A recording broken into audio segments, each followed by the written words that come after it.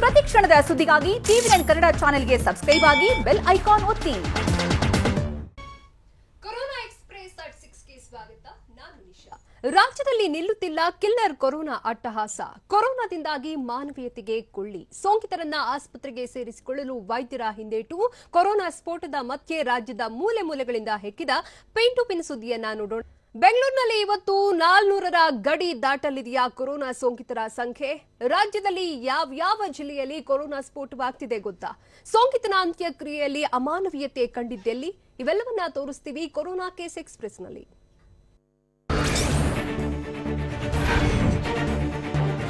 ರಾಜ್ಯ ರಾಜಧಾನಿ ಬೆಂಗಳೂರಿನಲ್ಲಿ ಕ್ರೂರಿ ವೈರಸ್ ಕರಾಳತೆಗೆ ಕೊನೆಯೇ ಇಲ್ಲದಂತಾಗಿದೆ. ಐಟಿ ಸಿಟಿಯಲ್ಲಿ ಇಂದು 400ಕ್ಕೂ ಹೆಚ್ಚು ಸೋಂಕಿತರು ಪತ್ತೆಯಾಗುವ ಸಾಧ್ಯತೆ ಇದೆ. ಸಾವಿನ ಸಂಖ್ಯೆಯಲ್ಲಿ ಕೂಡ ನಗರವೇ ಮುಂದಿದ್ದು, ಇವತ್ತು 5 ಕೊರೋನಾ ಸೋಂಕಿತರು ಮೃತಪಟ್ಟಿದ್ದಾರೆ. ಕಳೆದ 3 ದಿನಗಳಿಂದ 500ರ ಗಡಿ ದಾಟ್ತಿದ್ದ ಸೋಂಕು ಇವತ್ತು 400ರ ಗಡಿ ಮುಟ್ಟಿದ್ದು, ವಾರ್ಡ್ಗಳನ್ನು ಬಿಡದೆ ವಕ್ಕರಿಸಿಕೊಳ್ತಿದೆ.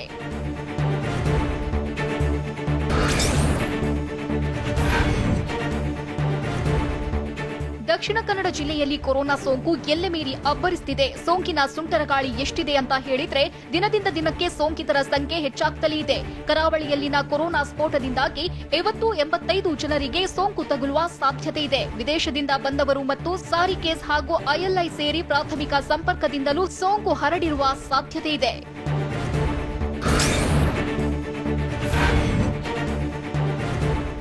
ಮೈಸೂರಿನಲ್ಲಿ ಇವತ್ತು ಕೊರೋನಾ ಮಹಾಸ್ಫೋಟವಾಗುವ ಸಾಧ್ಯತೆ ಇದೆ. ಒಂದೇ ದಿನ 37ಕ್ಕೂ ಹೆಚ್ಚು ಜನರಿಗೆ ಕೊರೋನಾ ವೈರಸ್ ಹೊಕ್ಕಿರುವ ಶಂಕೆ ವ್ಯಕ್ತವಾಗಿದೆ.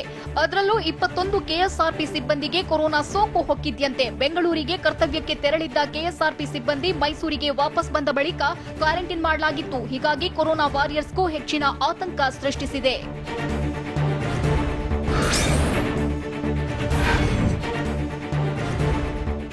ಚಾಮರಾಜನಗರ ಜಿಲ್ಲೆಯಲ್ಲಿ ಕೊರೋನಾ ನಿಧಾನವಾಗಿ ಎಲ್ಲೆಡೆ ವ್ಯಾಪಿಸುತ್ತಿದೆ. ಇಂದು ಕೂಡ 22 ಜನರಿಗೆ ಸೋಂಕು ತಗುಲುವ ಸಾಧ್ಯತೆ ಇದೆ.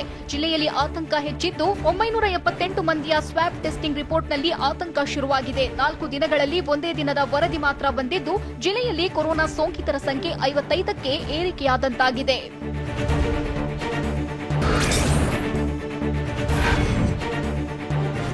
ಕೊಪ್ಪಳ ಜಿಲ್ಲೆಯಲ್ಲಿ ಕೊರೋನಾ ವಾರಿಯರ್ಸ್ ಸೇರಿ 13 ಜನರಿಗೆ ಕೊರೋನಾ ಪಾಸಿಟಿವ್ ಸೋಂಕು ಪತ್ತೆಯಾಗಿದೆ. ಗಂಗಾವತಿ ತಾಲೂಕಿನಲ್ಲಿ 8, ಕುಷ್ಟಗಿ ತಾಲೂಕಿನ ದೊಣ್ಣೆಗುಡ್ಡದಲ್ಲಿ 3, ಕೊಪ್ಪಳ ತಾಲೂಕಿನ ಮುನಿರಾಬಾದ್ ಹಾಗೂ ಕೊಪ್ಪಳ ನಗರದಲ್ಲಿ ತಲಾ 1 ಪ್ರಕರಣ ಪತ್ತೆಯಾಗಿದೆ. ಸೋಂಕಿತರ ಸಂಖ್ಯೆ ಹೆಚ್ಚಾಗ್ತಿದ್ದು, ಕೊಪ್ಪಳ ಜಿಲ್ಲೆಯಲ್ಲಿ ಆತಂಕ ಮನೆ ಮಾಡಿದೆ.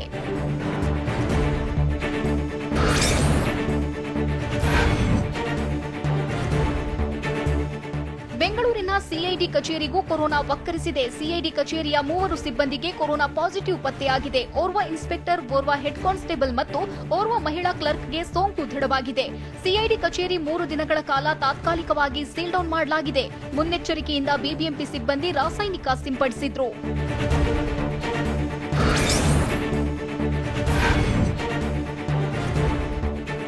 ಧಾರವಾಡ ಜಿಲ್ಲೆಯಲ್ಲಿ ಕೊರೋನಾ ನಾಗಾಲೋಟದಲ್ಲಿ ಮುನ್ನುಗ್ತಲೇ ಇದೆ. ಇಂದು ಜಿಲ್ಲೆಯಲ್ಲಿ 40ಕ್ಕೂ ಹೆಚ್ಚು ಪಾಸಿಟಿವ್ ಆಗುವ ಸಾಧ್ಯತೆ ಇದ್ದು, ಜಿಲ್ಲಾ ಪಂಚಾಯತ್ನಲ್ಲೂ ಆತಂಕ ಶುರುವಾಗಿದೆ.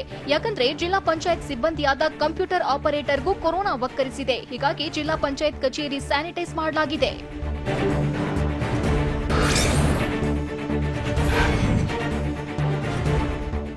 ಬಳ್ಳಾರಿ ಜಿಲ್ಲೆ ದಿನೇ ದಿನೇ ಕೊರೋನಾ ಗಣಿಯಾಗ್ತಿದೆ. ಜಿಲ್ಲೆಯಲ್ಲಿಂದು 39 ಜನರಿಗೆ ಕೊರೋನಾ ಸೋಂಕು ತಗುಲುವ ಸಾಧ್ಯತೆ ಇದೆ. ಇದರಲ್ಲಿ ಜಿಂದಾಲ್ ಕಂಪನಿಯ ಸಿಬ್ಬಂದಿಗೂ ಕೊರೋನಾ ಸೋಂಕು ಅಂಟಿದೆ. ಜಿಲ್ಲೆಯಲ್ಲಿ ಸೋಂಕಿತರ ಸಂಖ್ಯೆ 919ಕ್ಕೆ ಏರಿಕೆಯಾಗಿದ್ದು, ಜಿಂದಾಲ್ ಕಂಪನಿಯಲ್ಲೇ ವೈರಸ್ನಿಂದ ನರಳುತ್ತಿರುವವರ ಸಂಖ್ಯೆ 436ಕ್ಕೆ ಏರಿಕೆಯಾಗಿದೆ.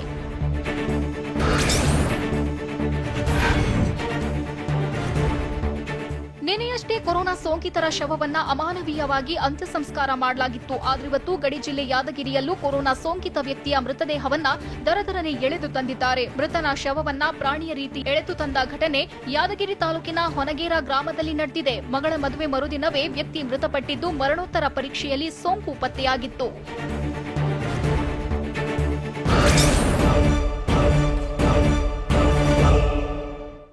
ಬೆಂಗಳೂರಿನ ಸ್ಮಶಾನದಲ್ಲಿ ಮೃತ ವ್ಯಕ್ತಿಯ ಅಂತ್ಯ ಸಂಸ್ಕಾರ ಮಾಡುವಂತಿಲ್ಲ. ಯಾಕೆ? ಕೊರೋನಾ ಸೋಂಕಿತರ ಅಂತ್ಯ ಸಂಸ್ಕಾರಕ್ಕೂ ಬಂದಿದೆ ರೂಲ್ಸ್.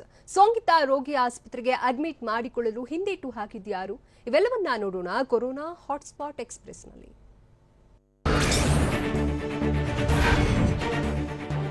ಬೆಂಗಳೂರಲ್ಲಿ ಕೊರೋನಾ ಸೋಂಕಿತರು ಮೃತಪಟ್ಟರೆ ನಗರದಲ್ಲಿರುವ ಸ್ಮಶಾನದಲ್ಲಿ ಅಂತ್ಯಕ್ರಿಯೆ ಮಾಡುವಂತಿಲ್ಲ ಅಂತ ಆರೋಗ್ಯ ಸಚಿವ ಶ್ರೀರಾಮುಲು ಹೇಳಿದ್ದಾರೆ.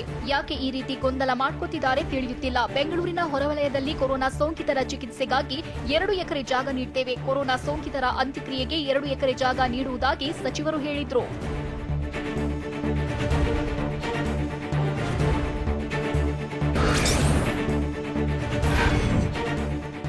ಕೊರೋನಾ ಸೋಂಕಿತರು ಸಾವನ್ನಪ್ಪಿದ ಬಳಿಕ ಬಲಿಯಾದವರ ಅಂತ್ಯಕ್ರಿಯೆಗೆ ವಿಧಿವಿಧಾನವನ್ನ ರೂಪಿಸಲಾಗಿದೆ. ಸೋಂಕಿತರು ಮೃತಪಟ್ಟರೆ 12 ಅಡಿ ಆಳ, 3 ಅಡಿ ಅಗಲ, 6 ಅಡಿ ಉದ್ದ ಗುಂಡಿ ತೆಗೆಯಬೇಕು. ಮೊದಲು 2 ಅಡಿ ಬ್ಲೀಚಿಂಗ್ ಪೌಡರ್ ಹಾಕಬೇಕು. ಬಳಿಕ ಕೊರೋನಾಗೆ ಬಲಿಯಾದವರ ಮೃತದೇಹ ಇರಿಸಿ ನಂತರ ಮೃತದೇಹದ ಮೇಲೆ 2 ಅಡಿ ಮಣ್ಣು ಹಾಕಬೇಕು. ಮಣ್ಣಿನ ಮೇಲೆ 2 ಅಡಿ ಬ್ಲೀಚಿಂಗ್ ಪೌಡರ್ ಹಾಕಬೇಕೆಂದು ಪಾಲಿಕೆ ಸಿಬ್ಬಂದಿ ಹೇಳಿದ್ದಾರೆ.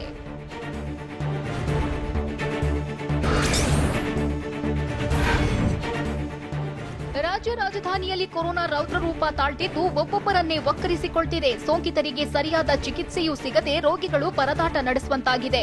ವಿಕ್ಟೋರಿಯಾ ಆಸ್ಪತ್ರೆ ಬಳಿ ಕೊರೋನಾ ಸೋಂಕಿತ ಸುಮಾರು 5 ಗಂಟೆಗಳ ಕಾಲ ಚಿಕಿತ್ಸೆ ಸಿಗದೆ ಪರದಾಡುವಂತಾಗಿದೆ. ವೆಂಟಿಲೇಟರ್ನಲ್ಲಿ ಇರಬೇಕಾದ ವ್ಯಕ್ತಿ ಆಂಬ್ಯುಲೆನ್ಸ್ನಲ್ಲೇ 5 ಗಂಟೆಗಳ ಕಾಲ ಸಮಯ ಕಳೆದಿದ್ದಾರೆ. ಸಂಜೆ 6ಕ್ಕೆ ಬಂದ ಸೋಂಕಿತನನ್ನ ರಾತ್ರಿ 11 ಗಂಟೆಗೆ ಆಸ್ಪತ್ರೆಗೆ ದಾಖಲಿಸಿಕೊಂಡಿದ್ದಾರೆ.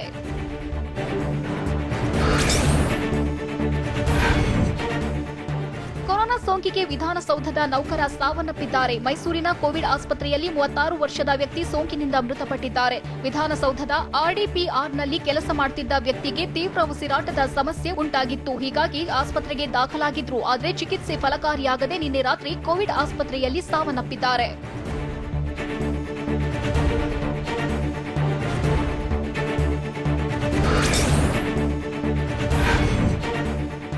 ಬೆಂಗಳೂರಿನಲ್ಲಿ ಕ್ರೂರಿ ಕೊರೋನಾ ಹೈಕೋರ್ಟ್ಗೂ ಕಾಲಿಟ್ಟಿದೆ. ಹೀಗಾಗಿ ಸಿಜೆ ನ್ಯಾಯಮೂರ್ತಿ ಬಿವಿ ನಾಗರತ್ನ ಪೀಠದ ಕಲಾಪ ರದ್ದುಗೊಳಿಸಿದ್ದು ಹೈಕೋರ್ಟ್ ವಿಭಾಗೀಯ ಪೀಠಕ್ಕೆ ಕಲಾಪ ವರ್ಗಾವಣೆ ಮಾಡಲಾಗಿದೆ. ನ್ಯಾಯಮೂರ್ತಿ ಅರವಿಂದ ಕುಮಾರ್ರ ವಿಭಾಗೀಯ ಪೀಠದಲ್ಲಿ ಜುಲೈ 3ಕ್ಕೆ ನಡೆಯಬೇಕಿದ್ದ ನ್ಯಾಯಾಧೀಶರ ಸಂದರ್ಶನವು ರದ್ದುಗೊಳಿಸಿ ಸಿಜೆ ಸೂಚನೆ ಮೇರೆಗೆ ರಿಜಿಸ್ಟ್ರಾರ್ ಜನರಲ್ ಆದೇಶಿಸಿದ್ದಾರೆ. ಕೇವಲ ವಿಡಿಯೋ ಕಾನ್ಫರೆನ್ಸ್ ಮೂಲಕ ಮಾತ್ರ ವಿಚಾರಣೆ ನಡೆಯಲಿದೆ.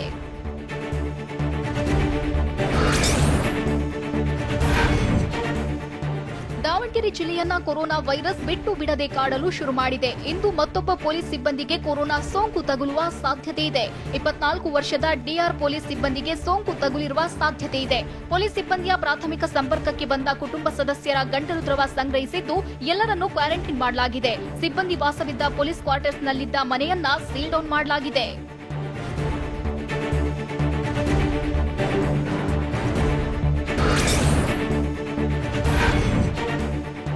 ಮೈಸೂರು ಜಿಲ್ಲೆಯಲ್ಲಿ ಕೊರೋನಾ ಕೇಸ್ ಹೆಚ್ಚಳವಾಗುತ್ತಿದ್ದು ನಗರದಲ್ಲಿ ಸಂಜೆ 6ರ ನಂತರ ಎಲ್ಲಾ ವ್ಯಾಪಾರ ವಹಿವಾಟು ಬಂದ್ ಮಾಡಲು ಸಚಿವ ಎಸ್ಟಿ ಸೋಮಶೇಖರ್ ಹೇಳಿದ್ದಾರೆ. ಸಂಜೆ 6ರ ನಂತರ ಯಾರೂ ರಸ್ತೆಯಲ್ಲಿ ಓಡಾಡುವಂತಿಲ್ಲ. 55 ವರ್ಷ ಮೇಲ್ಪಟ್ಟ ಎಲ್ಲಾ ಪೊಲೀಸರಿಗೆ ಕೋವಿಡ್ ಟೆಸ್ಟ್ ಮಾಡಿಸಲಾಗುತ್ತೆ. ಮಹಾನಗರ ಪಾಲಿಕೆ ಸಿಬ್ಬಂದಿಗೂ ಟೆಸ್ಟ್ ಕಡ್ಡಾಯ ಅಂತ ಸೋಮಶೇಖರ್ ಹೇಳಿದ್ದಾರೆ.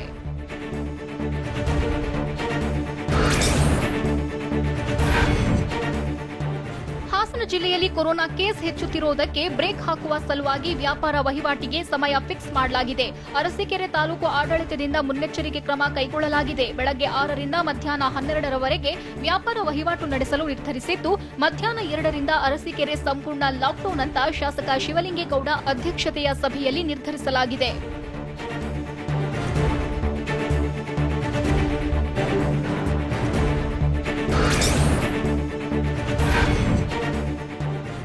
ಜಿಲ್ಲೆಯಲ್ಲಿ ಕೊರೋನಾ ಸೋಂಕಿತರು ಹೆಚ್ಚುತ್ತಿದ್ದು ಸೋಂಕಿತರ ಪ್ರದೇಶಗಳನ್ನು ಸೀಲ್ ಡೌನ್ ಮಾಡಲಾಗಿದೆ. ಆದರೆ ಕೋಲಾರದ ನರಸಾಪುರ ಕೈಗಾರಿಕಾ ಪ್ರದೇಶದಲ್ಲಿರುವ ಖಾಸಗಿ ಕಂಪನಿಯಿಂದ ಸೀಲ್ ಡೌನ್ ನಿಯಮ ಉಲ್ಲಂಘನೆಯಾಗಿದೆ. ಕಂಪನಿಯನ್ನು 2 ದಿನಗಳ ಕಾಲ ಜಿಲ್ಲಾ ಆರೋಗ್ಯ ಇಲಾಖೆ ಅಧಿಕಾರಿಗಳು ಸೀಲ್ ಡೌನ್ ಮಾಡಿದ್ರು. 2 ದಿನ ಮುಗಿಯುವುದಕ್ಕೂ ಮೊದಲೇ ಕಂಪನಿ ಆರಂಭಗೊಂಡಿದ್ದು ಸಿಬ್ಬಂದಿ ಆತಂಕದಲ್ಲಿ ಕೆಲಸ ಮಾಡುತ್ತಿದ್ದಾರೆ.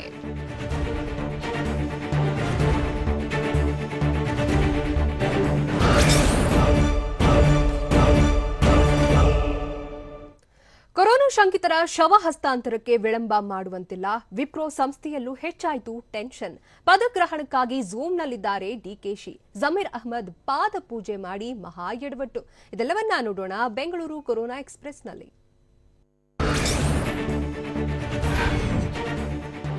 ಕೊರೋನಾ ಶಂಕಿತರು ಸಾವನ್ನಪ್ಪಿದ್ದಾಗ ಶವ ಹಸ್ತಾಂತರ ವಿಚಾರದಲ್ಲಿ ವಿಳಂಬ ಮಾಡಬಾರದು. ಸ್ವಾಬ್ ಕಲೆಕ್ಟ್ ಮಾಡಿದ ನಂತರ ಫಲಿತಾಂಶಕ್ಕಾಗಿ ಕಾಯದೆ ಕುಟುಂಬಸ್ಥರಿಗೆ ಮೃತದೇಹ ಹಸ್ತಾಂತರ ಮಾಡುವಂತೆ ಆರೋಗ್ಯ ಇಲಾಖೆ ಆದೇಶಿಸಿದೆ. ಇನ್ನು ಶಂಕಿತರ ಅಂತ್ಯ ಸಂಸ್ಕಾರವನ್ನ ಪಿಪಿಇ ಕಿಟ್ಗಳನ್ನು ಧರಿಸಿ ಕ್ರಮಬದ್ಧವಾಗಿ ಮಾಡಲು ಸೂಚಿಸಲಾಗಿದೆ.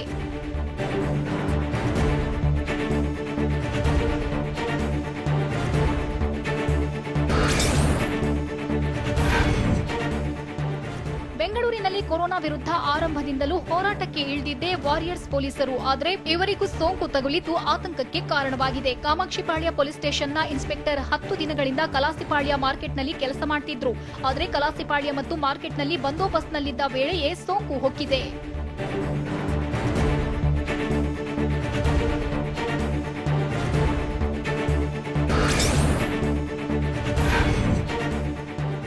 ವಿಪ್ರೋ ಕಂಪನಿಯಲ್ಲೂ ಕೊರೋನಾ ಆತಂಕ ಶುರುವಾಗಿದೆ. ಬಿಟಿಎಂ ಲೇಔಟ್ನ ಸೆಕೆಂಡ್ ಸ್ಟೇಜ್ನಲ್ಲಿರುವ ವಿಪ್ರೋ ಕಂಪನಿಯಲ್ಲಿ ಕೆಲಸ ಮಾಡುತ್ತಿದ್ದ 5 ಸಿಬ್ಬಂದಿಗೆ ಕೊರೋನಾ ಪಾಸಿಟಿವ್ ಪತ್ತೆಯಾಗಿದೆ. ಹೀಗಾಗಿ ಸದ್ಯ ಕಂಪನಿಯನ್ನ ಸೀಲ್ ಡೌನ್ ಮಾಡಿ ಕೆಮಿಕಲ್ ಸ್ಪ್ರೇ ಮಾಡಲಾಗಿದೆ. 5 ಸಂಪರ್ಕದಲ್ಲಿದ್ದ 50ಕ್ಕೂ ಹೆಚ್ಚು ಜನರಲ್ಲೂ ಕೊರೋನಾ ಭೀತಿ ಶುರುವಾಗಿದೆ.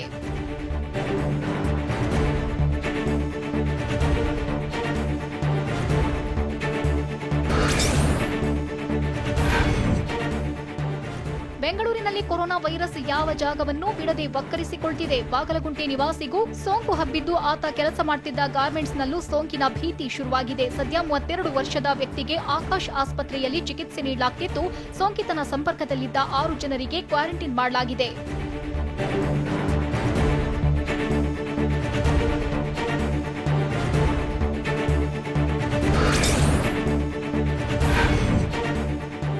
ಕೊರೋನಾ ಭೀತಿಯಿಂದಾಗಿ ಕೆಪಿಸಿಸಿ ಅಧ್ಯಕ್ಷ ಡಿಕೆ ಶಿವಕುಮಾರ್ ಪದಗ್ರಹಣಕ್ಕೂ ಕುತ್ತು ಬಂದಿದೆ. ಅದ್ದೂರಿ ಸಮಾರಂಭ ಮಾಡಲು ಸರ್ಕಾರ ಅನುಮತಿ ನೀಡದೇ ಇರೋದ್ರಿಂದ ನಾಳೆ ಯಾರು ಕೆಪಿಸಿಸಿ ಕಚೇರಿ ಬಳಿ ಬರಬೇಡಿ ಎಂದು ಡಿಕೆಶಿ ಮನವಿ ಮಾಡಿದ್ದಾರೆ. ಝೂಮ್ ಆಪ್ ಮೂಲಕ ಡಿಕೆಶಿ ಪದಗ್ರಹಣವನ್ನ ಕಾರ್ಯಕರ್ತರು ವೀಕ್ಷಿಸಿ ಅಂತ ಡಿಕೆಶಿ ಹೇಳಿದ್ರು.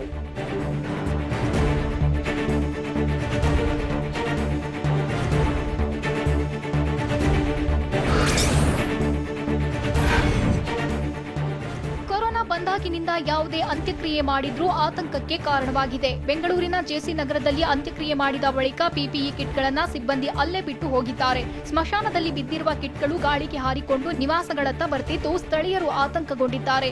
ನಿನ್ನೆ ಸೋಂಕಿತ ವ್ಯಕ್ತಿಯ ಅಂತ್ಯಕ್ರಿಯೆ ವೇಳೆ ಪಿಪಿಇ ಕಿಟ್ ಬಿಟ್ಟು ಹೋಗಲಾಗಿತ್ತು.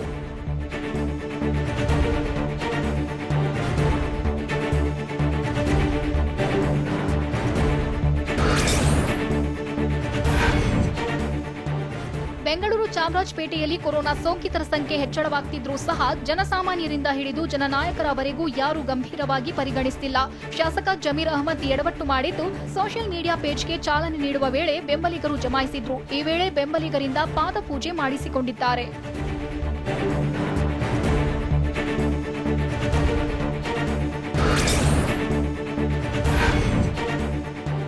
ಕ್ವಾರಂಟೈನ್ ಅವಧಿ ಮುಗಿದ್ರೂ ಕೋವಿಡ್ ಟೆಸ್ಟಿಂಗ್ ರಿಪೋರ್ಟ್ ಬಾರದೆ ಅನಿವಾಸಿ ಭಾರತೀಯರು ಪರದಾಟ ನಡೆಸಿದ್ದಾರೆ. ದೇವನಹಳ್ಳಿ ಪಟ್ಟಣದ ಕ್ವಾರಂಟೈನ್ ಕೇಂದ್ರದಲ್ಲಿರೋ 69 ಜನರ ಗಂಟಲು ದ್ರವ ಪಡೆದು 10 ದಿನಗಳಾದ್ರೂ ರಿಪೋರ್ಟ್ ಬಂದಿಲ್ಲ. ವರದಿ ಬಾರದೆ ಇರೋದ್ರಿಂದ ಟೆನ್ಷನ್ ನಡುವೆ ಕ್ವಾರಂಟೈನ್ ಕೇಂದ್ರದಲ್ಲಿ ಕಾಲ ಕಳೆಯುತ್ತಿದ್ದಾರೆ. ಮೂಲಸೌಕರ್ಯವೂ ಇಲ್ಲದೆ ಗುಣಮಟ್ಟದ ಆಹಾರವನ್ನು ನೀಡದೆ ನರಕಯಾತನೆ ಅನುಭವಿಸುತ್ತಿರುವುದಾಗಿ ಕಿಡಿಕಾರಿದ್ದಾರೆ.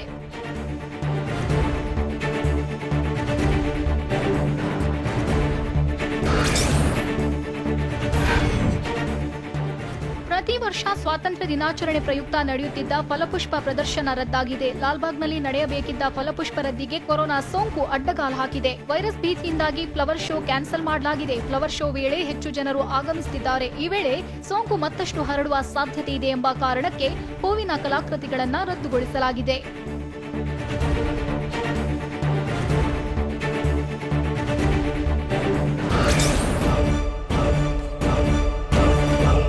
ಪರಾರಿಯಾಗಿದ್ದ ಸೋಂಕಿತ ಆರೋಪಿ ಕೊನೆಗೂ ಸೆರೆ ಸಿಕ್ಕಿದ್ದು ಹೇಗೆ?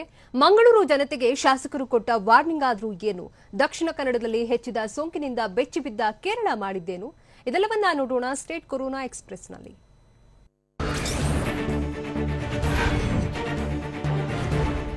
ರಾಜ್ಯದಲ್ಲಿ ಕೊರೋನಾ ಪ್ರಕರಣಗಳು ಹೆಚ್ಚುತ್ತಿದ್ದು ಸೋಂಕಿತರಿಗೆ ಬೆಡ್ ಸಮಸ್ಯೆಗಳು ಉಂಟಾಗಿ ಸೋಂಕಿತರು ಪರದಾಡ್ತಿದ್ದಾರೆ. ಆದರೆ ಡಿಸಿಎಂ ಅಶ್ವಥ್ ನಾರಾಯಣ್ ಮಾತ್ರ ರಾಜ್ಯದ ಆಸ್ಪತ್ರೆಗಳಲ್ಲಿ ಯಾವುದೇ ಬೆಡ್ ಸಮಸ್ಯೆ ಇಲ್ಲ ಅಂತ ಹೇಳಿದ್ದಾರೆ.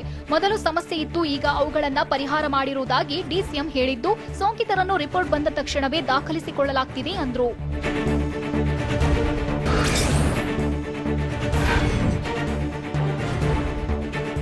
ಕೊರೋನಾ ಸೋಂಕಿತ ಭೇಟಿ ನೀಡಿದ್ದರಿಂದಾಗಿ ಬೆಳಗಾವಿ ಜಿಲ್ಲೆಯ ಅಥಣಿ ಪೊಲೀಸ್ ಠಾಣೆ ಸೀಲ್ ಡೌನ್ ಮಾಡಲಾಗಿದೆ. ಜನವರಿಯಲ್ಲಿ ಇಂಗ್ಲೆಂಡ್ನಿಂದ ಜಿಲ್ಲೆಗೆ ವ್ಯಕ್ತಿ ಬಂದಿದ್ರು. 1 ವಾರದ ಹಿಂದೆ ಪತ್ನಿ ನಾಪತ್ತೆ ಬಗ್ಗೆ ಅಥಣಿ ಸ್ಟೇಷನ್ಗೆ ಬಂದು ದೂರು ನೀಡಿದ್ರು. ಬಳಿಕ ಉಸಿರಾಟದ ಸಮಸ್ಯೆಯಿಂದ ಆಸ್ಪತ್ರೆಗೆ ದಾಖಲಾಗಿದ್ದು, ನಿನ್ನೆ ಚಿಕಿತ್ಸೆ ಫಲಕಾರಿಯಾಗದೆ ಮೃತಪಟ್ಟಿದ್ದಾರೆ. ಹೀಗಾಗಿ ಪೊಲೀಸ್ ಸ್ಟೇಷನ್ ಸೀಲ್ ಡೌನ್ ಮಾಡಲಾಗಿದೆ.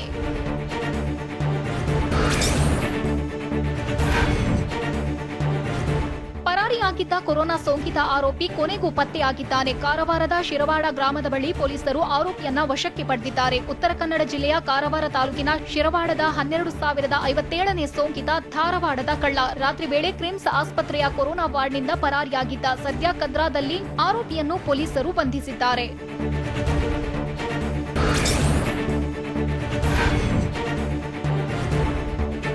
ತುಮಕೂರು ಜಿಲ್ಲೆ ಕುಣಿಗಲ್ ತಾಲೂಕಿನಲ್ಲಿ ಕೊರೋನಾ ಸೋಂಕು ಅಬ್ಬರಿಸುತ್ತಿದೆ. ತಾಲೂಕಿನ ಜಿನ್ನಾಗರ ಗ್ರಾಮ ಪಂಚಾಯಿತಿ ಬಿಲ್ ಕಲೆಕ್ಟರ್ಗೂ ಕೊರೋನಾ ಸೋಂಕು ದೃಢವಾಗಿದೆ. ಗ್ರಾಮ ಪಂಚಾಯತ್ಗೆ ಬಂದಿದ್ದ ಸದಸ್ಯರು ಮತ್ತು ಗ್ರಾಮಸ್ಥರಲ್ಲೂ ಆತಂಕ ಶುರುವಾಗಿದೆ.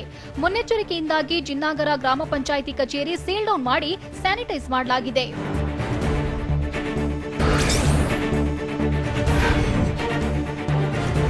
ವಾಣಿಜ್ಯ ನಗರಿ ಮಂಗಳೂರಿನಲ್ಲಿ ಕೊರೋನಾ ರಣಕೇಕೆ ಹಾಕಿದ್ದು ಗಂಭೀರ ತಿರುವು ಪಡೆದುಕೊಳ್ಳುತ್ತಿದೆ. ಹೀಗಾಗಿ ಕ್ಷೇತ್ರದ ಜನತೆ ಮುನ್ನೆಚ್ಚರಿಕೆಯಿಂದ ಇರಲು ಮಂಗಳೂರು ದಕ್ಷಿಣ ಶಾಸಕ ವೇದವ್ಯಾಸ ಕಾಮತ್ ಎಚ್ಚರಿಕೆ ಕೊಟ್ಟಿದ್ದಾರೆ. ನಾವು ಜಾಗರೂಕರಾಗಿ ಪ್ರತಿ ಕ್ಷಣವೂ ಅಲರ್ಟ್ ಆಗಿರಬೇಕು. ಮುಂದಿನ 30 ದಿನಗಳವರೆಗೆ ಸ್ವಯಂ ಪ್ರೇರಣೆಯಿಂದ ಮನೆಯಲ್ಲೇ ಇರಿ ಅಂತ ಫೇಸ್ಬುಕ್ನಲ್ಲಿ ಶಾಸಕರು ವಾರ್ನ್ ಮಾಡಿದ್ದಾರೆ.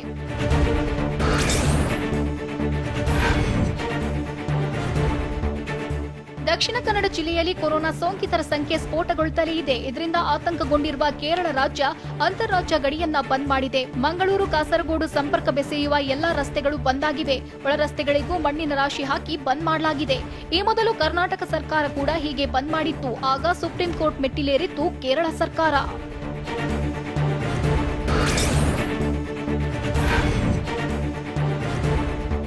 ಚಿಕ್ಕಬಳ್ಳಾಪುರದಲ್ಲಿ ದಿನದಿಂದ ದಿನಕ್ಕೆ ಕೊರೋನಾ ಸೋಂಕು ಆರ್ಭಟಿಸುತ್ತಿದೆ. ಸೋಂಕಿನ ಭೀತಿ ಇಲ್ಲದೆ ಎಪಿಎಂಸಿ ಮಾರುಕಟ್ಟೆಯಲ್ಲಿ ಜನಜಂಗುಳಿ ಹೆಚ್ಚಾಗ್ತಿದೆ.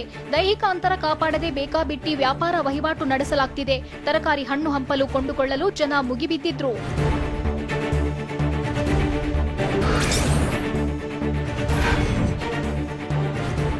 ಉಡುಪಿ ಜಿಲ್ಲೆಯಲ್ಲಿ ಕೊರೋನಾ ಆಸ್ಫೋಟಗೊಳ್ಳುತ್ತಿದ್ರೆ ಮತ್ತೊಂದೆಡೆ ಆತಂಕವೂ ಹೆಚ್ಚಾಗ್ತಿದೆ. ಯಾಕಂದ್ರೆ ವೈರಸ್ ಭೀತಿಯ ಮಧ್ಯೆಯೇ ನಡೆಯುತ್ತಿರುವ ಎಸ್ಎಸ್ಎಲ್ಸಿ ಪರೀಕ್ಷೆಯಲ್ಲಿ ಟೆನ್ಷನ್ ಶುರುವಾಗಿದೆ.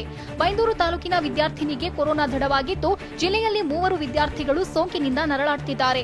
ಇವರ ಸಂಪರ್ಕದಲ್ಲಿದ್ದ ವಿದ್ಯಾರ್ಥಿಗಳು ಮತ್ತು ಪೋಷಕರಲ್ಲೂ ಟೆನ್ಷನ್ ಶುರುವಾಗಿದೆ.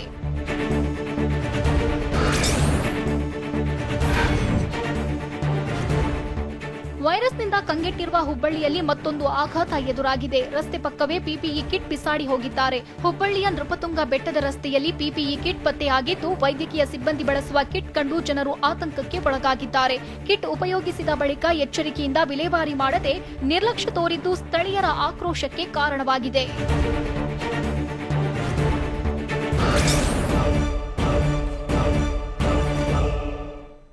ಕೊರೋನಾಗೆ ಮದ್ದು ಕಂಡು ಹಿಡಿಯಲು ಹೋಗಿದ್ದೆ ತಪ್ಪ ಅಂತ ಬಾಬಾ ರಾಮದೇವ್ ಕೇಳಿದ್ದೇಕೆ? ವೈರಸ್ ಒಮ್ಮೆ ಹೊಕ್ಕಿದ್ರೆ ಹೃದಯಕ್ಕೆ ಎದುರಾಗುವ ಸಮಸ್ಯೆಗಳೇನು? ಮುಂಬೈನಲ್ಲಿ ಗಣೇಶೋತ್ಸವಕ್ಕೂ ಅಡ್ಡಿಯಾಯ್ತಾ ಕೊರೋನಾ? ಇದೆಲ್ಲವನ್ನ ನೋಡೋಣ ನ್ಯಾಷನಲ್ ಕೊರೋನಾ ಎಕ್ಸ್‌ಪ್ರೆಸ್‌ನಲ್ಲಿ.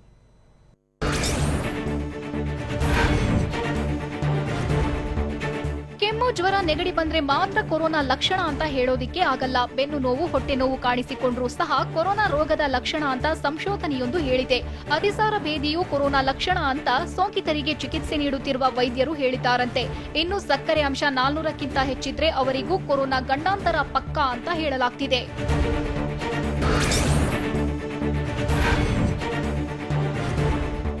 ಪತಂಜಲಿ ಸಂಸ್ಥೆಯ ಕೊರೋನಿಲ್ ಔಷಧ ಕೊರೋನಿಲ್ ಬಗ್ಗೆ ಆಕ್ಷೇಪ ವ್ಯಕ್ತವಾಗಿದೆ. ಈ ಬಗ್ಗೆ ಪ್ರತಿಕ್ರಿಯಿಸಿರುವ ಯೋಗ ಗುರು ಬಾಬಾ ರಾಮದೇವ್, ಕೊರೋನಿಲ್ ಔಷಧ ವಿಚಾರವಾಗಿ ನನ್ನ ಮೇಲೆ ದಾಳಿ ನಡೆದಿದೆ. ನನ್ನ ಜಾತಿ, ಧರ್ಮ, ಸನ್ಯಾಸತ್ವದ ಬಗ್ಗೆಯೇ ಪ್ರಶ್ನಿಸಲಾಗ್ತಿದೆ. ಆಯುರ್ವೇದಕ್ಕೆ ಸಂಬಂಧಿಸಿ ಕೆಲಸ ಮಾಡೋದು ತಪ್ಪೇ? ಔಷಧ ತಯಾರಿಸಿ ನಾವೇನು ತಪ್ಪು ಕೆಲಸ ಮಾಡಿದ್ದೇವಾ ಅಂತ ಪ್ರಶ್ನಿಸಿದ್ರು.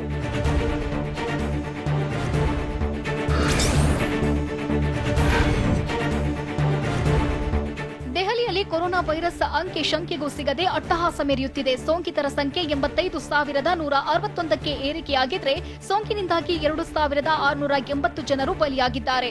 ಈ ಬಗ್ಗೆ ಮಾತನಾಡಿರುವ ದೆಹಲಿ ಸಿಎಂ ಕೇಜ್ರಿವಾಲ್, ಸೋಂಕು ತಪಾಸಣೆಯನ್ನ ಹೆಚ್ಚಿಸಲಾಗಿದೆ. ನಿನ್ನೆ 100ರಲ್ಲಿ 31 ಜನರಿಗೆ ಕೊರೋನಾ ಸೋಂಕು ಕಾಣಿಸಿಕೊಂಡ್ರೆ ಇಂದು 100 ಜನರಲ್ಲಿ 13 ಮಂದಿಗೆ ಸೋಂಕು ಪತ್ತೆಯಾಗಿದ್ದು ಇದು ಉತ್ತಮ ಬೆಳವಣಿಗೆ ಅಂತ ಕೇಜ್ರಿವಾಲ್ ಹೇಳಿದ್ದಾರೆ.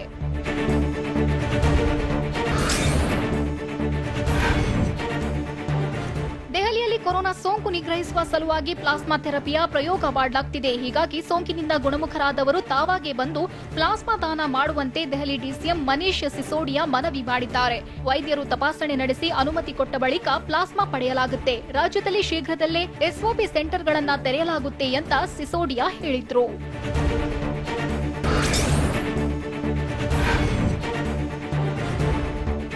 ಕೊರೋನಾ ವೈರಸ್ ಬಂದ್ರೆ ಹೃದಯದ ಮೇಲೂ ಪರಿಣಾಮ ಬೀರುವ ಸಾಧ್ಯತೆ ಇದೆಯಂತೆ. ವೈರಸ್ ಒಮ್ಮೆ ವಕ್ಕರಿಸಿಕೊಂಡ್ರೆ ನೇರವಾಗಿ ಹೃದಯ ಸ್ನಾಯುಗಳ ಮೇಲೆ ಪರಿಣಾಮ ಬೀರಲಿದೆ ಅಂತ ಭಾರತೀಯ ಮೂಲದ ಸಂಶೋಧಕರು ಹೇಳಿದ್ದಾರೆ. ವಿಶೇಷವಾದ ಮಾನವ ಕೋಶಗಳ ಮೇಲೆ ಪರಿಣಾಮ ಬೀರಲಿದೆ. ಸೋಂಕು ತಗುಲಿದ 72 ಗಂಟೆಗಳ ಅವಧಿಯಲ್ಲಿ ಹೃದಯದ ಸ್ನಾಯು ಕೋಶಗಳಲ್ಲಿ ಬದಲಾವಣೆ ಕಾಣಿಸಿಕೊಳ್ತದೆ ಅಂತ ಹೇಳಿದ್ದಾರೆ.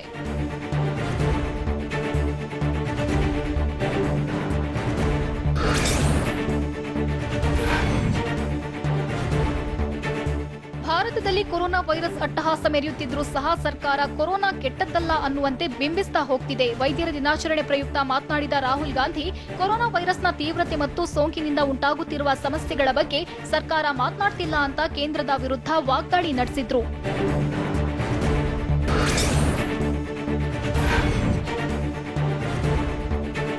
ಗಣೇಶೋತ್ಸವ ಅಂದ್ರೆ ಸಾಕು ಮೊದಲು ನೆನಪಿಗೆ ಬರೋದೇ ಮಹಾರಾಷ್ಟ್ರದ ಮುಂಬೈ. ಆದ್ರೆ ಈ ಬಾರಿ ಮುಂಬೈನ ಲಾಲ್ಬಾಗ್ನ ರಾಜ ಗಣೇಶೋತ್ಸವಕ್ಕೂ ಕೊರೋನಾ ಬಿಸಿ ತಟ್ಟಿದೆ. ಹೀಗಾಗಿ ಈ ವರ್ಷ ಗಣೇಶ ಮೂರ್ತಿ ಪ್ರತಿಷ್ಠಾಪನೆ ಮಾಡದಿರಲು ನಿರ್ಧರಿಸಲಾಗಿದೆ. ಕೊರೋನಾ ಸೋಂಕು ಹೆಚ್ಚಳವಾಗ್ತಿರೋದ್ರಿಂದ ಈ ವರ್ಷ ಗಣೇಶ ಹಬ್ಬ ಆಚರಿಸಲ್ಲ. ಬದಲಾಗಿ ಪ್ಲಾಸ್ಮಾ ದಾನ, ರಕ್ತದಾನದ ಕ್ಯಾಂಪ್ ಮಾಡಲು ನಿರ್ಧರಿಸಲಾಗಿದೆ.